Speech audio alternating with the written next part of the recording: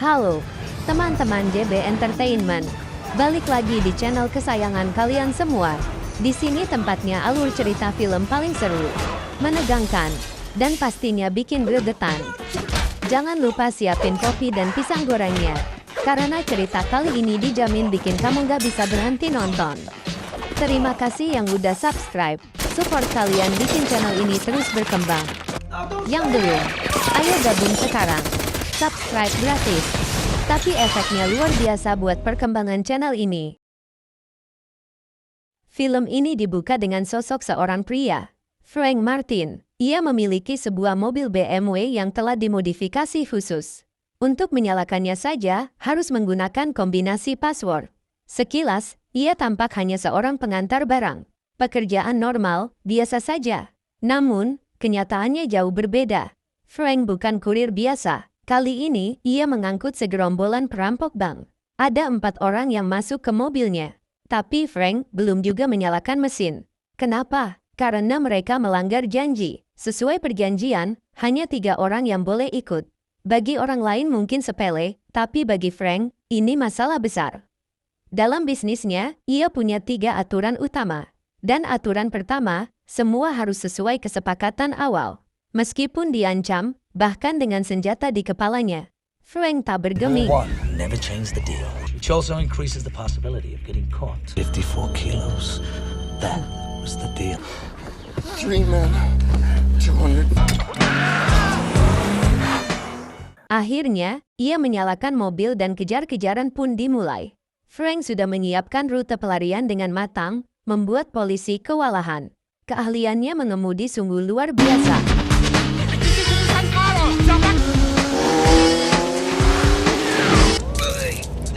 Take us to the drop point.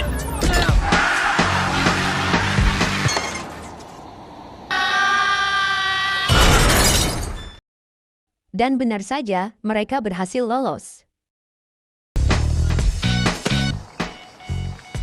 Begitu sampai di lokasi pengantaran, para perampok menawarkan bayaran lebih agar diantar lebih jauh. Namun Frank menolak mentah-mentah. Aturannya jelas, tidak ada tambahan di luar kesepakatan. Deal is the deal. Rule number 1. Get in the car.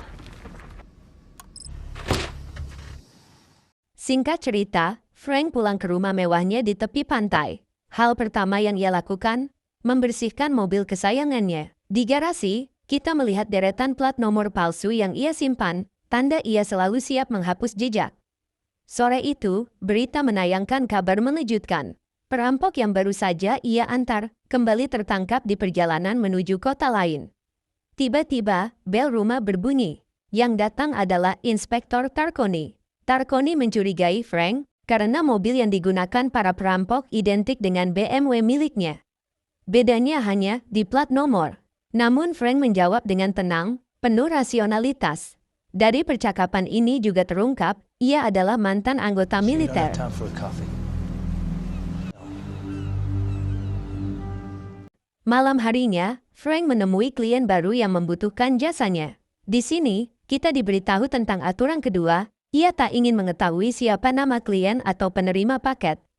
Dan ia juga tidak pernah menyebutkan namanya sendiri. Rule 2. No names.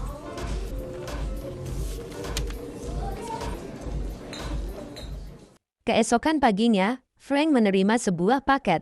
Tujuannya jelas, dibawa sejauh 250 km ke kota lain.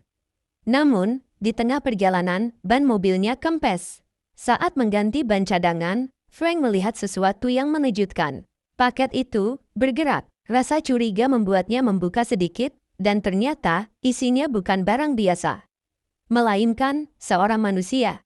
Frank akhirnya menunjukkan sedikit rasa iba. Ia membiarkan gadis itu keluar sejenak, hanya untuk minum. Tapi, kebaikan selalu punya harga. Baru saja mereka melanjutkan perjalanan, gadis itu kembali membuat masalah. Dari dalam bagasi, ia tak henti-hentinya mendobrak, memaksa Frank menghentikan mobil di tengah jalan. Dengan tegas, Frank mengikatnya menggunakan tali. Ia bahkan memberi waktu 1 menit, hanya untuk buang air kecil. Namun ternyata, ia dikelabui. Gadis itu berlari ke hutan, meninggalkan Frank yang harus menelusuri gelapnya belantara. Beruntung, setelah pencarian panjang, ia berhasil menemukannya kembali. Tapi, saat mereka kembali ke jalan, mobil Frank telah dikepung oleh 2 polisi. Meski begitu, paket akhirnya sampai di tujuan, sebuah villa mewah milik bos mafia kejam, Wall Street. Sayangnya, keterlambatan Frank membuatnya dicurigai. All 3. Never opened the package. Includes the deal. Namun sebelum pergi, Wall Street menawarkan pekerjaan baru. Sebuah koper yang harus diantar ke alamat lain, kebetulan searah dengan jalan pulangnya.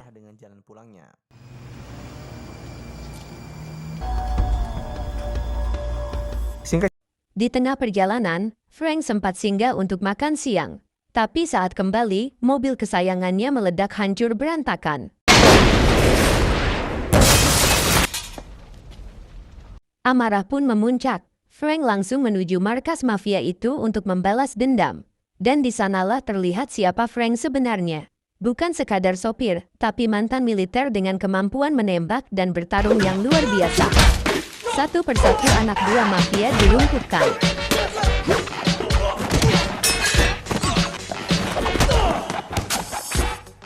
Namun sayang, target utamanya sudah tak ada di sana. Frank akhirnya mencuri salah satu mobil di garasi dan pergi. Namun di tengah perjalanan, ia kembali terkejut, gadis misterius itu ternyata diam-diam bersembunyi di kursi belakang.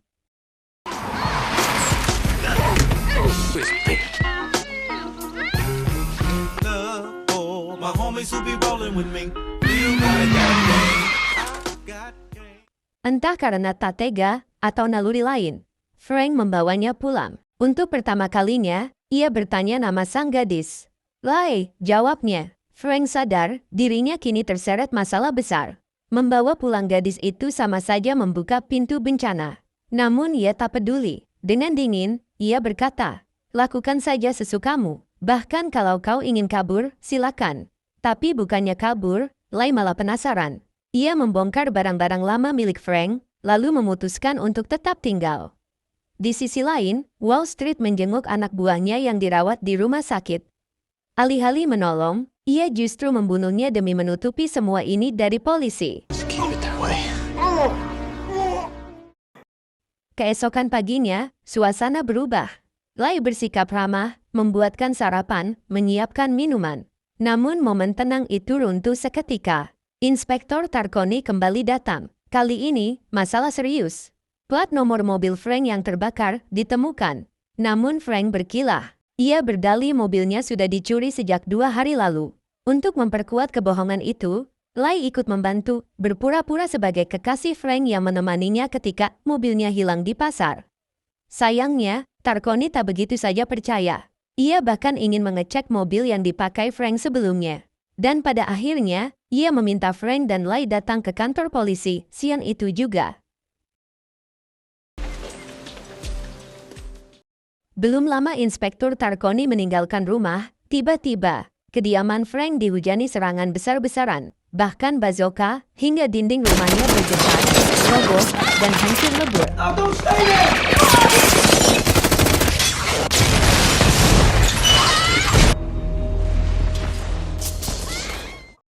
Namun, Frank bukan orang sembarangan. Ia sudah merancang jalur pelarian bawah laut, lengkap dengan tabung oksigen yang disiapkan khusus untuk situasi darurat seperti ini. Bersama Lai, ia menyelam menuju rumah persembunyian rahasianya.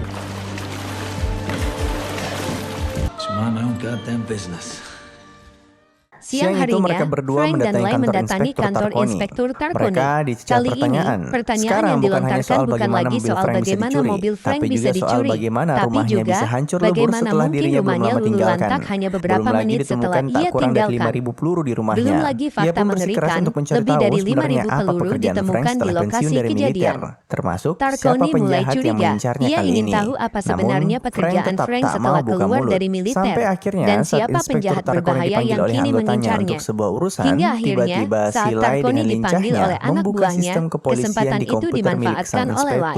Dengan cekatan, ia meretas komputer kepolisian dan menemukan identitas sang dalang, tak lain adalah mafia bernama Wall Street. Belum lama kemudian, Tarconi kembali masuk ke ruangannya. Di penghujung pertemuan, Ia sempat menawarkan penginapan sementara dan sejumlah uang untuk Frank, namun pria itu menolak dengan tenang. Di luar dugaan, Lai justru mendesak Frank untuk langsung menuju Marcus Street. Ia bahkan mengajaknya menggunakan taksi. Tapi Frank tak sepakat. Baginya, semua kekacauan ini sudah cukup. Biarlah mafia mengira ia sudah mati, dan seharusnya Lai pun melakukan hal yang sama, pergi dan lupakan semuanya. Namun, di titik itulah Lai akhirnya membuka hati. Ia bercerita bahwa ayah, saudara, dan lebih dari 400 orang lain dari Hong Kong dijebak, dikurung dalam sebuah kontainer, dijual sebagai budak. Semua ulah Street. Bersama Lai, ia menyusup ke Marcus Street. Saat Frank berjaga, Lai berusaha membongkar file-file di kantor mafia itu untuk mencari nomor kapal yang membawa kontainer. Namun, usahanya gagal. Frank pun turun tangan. Baru saja ia mencoba mencari, telepon masuk dari sekretaris, seseorang ingin menemui Street, ternyata ayah Lai sendiri. Frank merasa dibodohi. Lie. Come on now. Ayah Lai ternyata seorang mafia yang bersekongkol dengan Street. Frank dipaksa, diancam, bahkan hampir dibunuh. Namun, keberuntungan masih berpihak. Inspektur Tarconi datang tepat waktu, menyelamatkannya dari maut. Sayang, Frank tetap tak bisa bebas. Ia terbangun di dalam sel tahanan. Kali ini, Tarconi benar-benar menuntut jawaban. Apa sebenarnya masalah besar yang menjerat Frank? Jika ia bungkam, penjara akan menjadi rumah barunya untuk waktu yang lama. Akhirnya, Frank mulai bicara. Ia mengungkap soal penculikan 400 orang dari Hong Kong, persis seperti yang diceritakan Lai. Namun, untuk membuktikan semua itu, tentu bukan perkara mudah. Butuh proses panjang, penyelidikan yang memakan waktu, dan birokrasi yang berbelit. Tapi Frank dengan tenang berkata, jika aku yang turun tangan, aku bisa menyelesaikannya, kurang dari 12 jam. Namun, mana mungkin Inspektur Tarconi begitu saja melepasnya dari sel tahanan? Give me a hand. Frank pun tiba di sebuah pelabuhan. Ia berencana menggunakan kapal kecil untuk menyusup ke markas bisnis milik Wall Street di pelabuhan lain. Sang inspektur, dengan berat hati, bahkan memberinya sebuah pistol kecil. Frank ternyata punya persenjataan jauh lebih lengkap.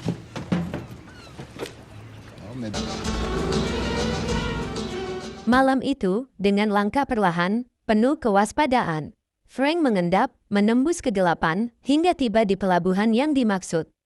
Ia mulai memeriksa kontainer, satu demi satu, menggunakan stetoskop.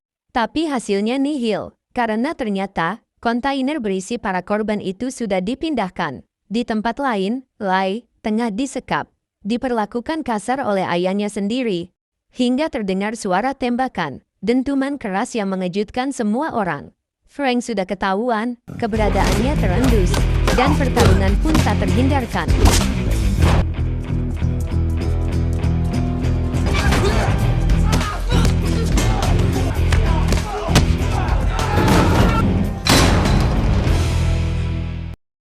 Frank sempat mengejar truk yang ia incar. Namun sopir menyadari keberadaannya. Truk itu dihantamkan ke palang-palang jalan.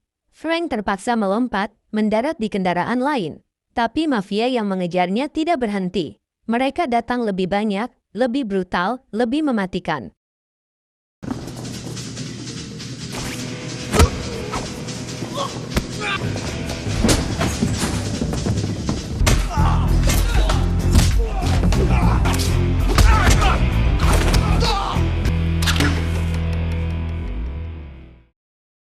Di tengah desakan itu, Frank punya ide gila. Ia menumpahkan oli bekas di sekitar mereka. Lantai menjadi licin, membuat musuh kesulitan bergerak.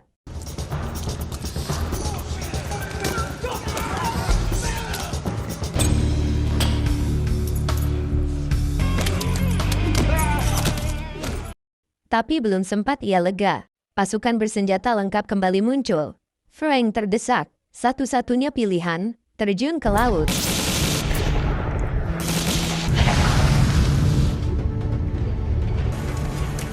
Dengan napas terengah, ia berenang. Lalu menemukan mobil di parkiran untuk mengejar truk. Tapi sayang, mesin mobil itu rusak parah setelah dipaksa ngebut. Frank bingung, hingga tiba-tiba, di atasnya, melintas sebuah pesawat kecil penyemprot pestisida. Dan saat itu juga, ide gilanya muncul. Frank meraih pesawat itu, lalu melakukan aksi nekat.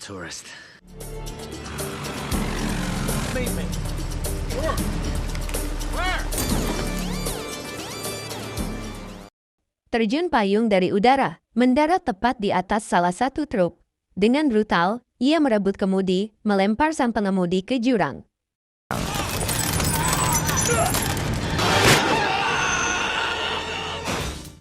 Tapi Street tidak tinggal diam.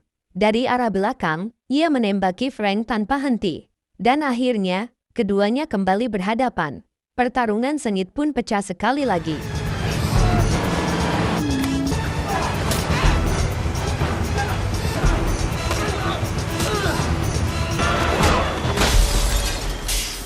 Untung saja, Frank berhasil bergelantungan di bawah mesin mobil. Namun ayah Lai menyadari keberadaannya. Tanpa ragu, senapan mesin pun dimuntahkan ke arah Frank. Dentuman peluru menghantam, memaksa Frank melakukan aksi nekat, menargetkan Street yang berada di kursi kemudi.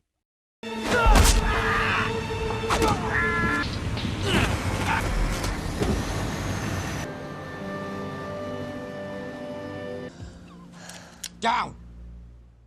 Ayah Lai tak segan memerintahkan anak buahnya, bunuh Lai, jika Frank bertindak bodoh. Ancaman itu membuat ketegangan semakin memuncak. Hingga akhirnya, Frank diseret, dibawa naik ke tebing, untuk dieksekusi di sana. Frank sempat melawan dengan kata-katanya. Ia menatap sang ayah, tegas berkata, Lai, tak akan pernah mengikuti jalan gelapmu. Suasana hening, hingga terdengar suara letusan senjata. Ternyata, Inspektur Tarkoni datang tepat pada waktunya. Dengan sigap, para korban yang disekap di dalam truk pun akhirnya berhasil dibebaskan. Pertarungan panjang itu berakhir dengan keadilan, dan film pun tamat. Saksikan alur cerita film yang lainnya yang tak kalah serunya. Sekian dan terima kasih.